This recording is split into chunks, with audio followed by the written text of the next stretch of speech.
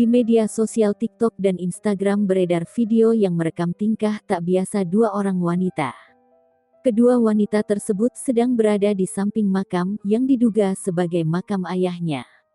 Di atas makam itu tampak taburan bunga berwarna merah segar yang baru saja ditaburkan kedua wanita itu.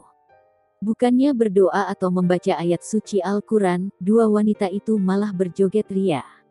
Mereka berjoget dengan menggunakan baksaun yang menyangkut soal orang tua. Sontak video itu pun viral di media sosial, sehingga menuai pro dan kontra dari netizen. Seorang netizen menilai menari di samping makam mungkin merupakan cara kedua wanita itu untuk melupakan kesedihan ditinggal ayah. Namun sebagian besar netizen merasa kontra dengan tingkah dua wanita berhijab tersebut.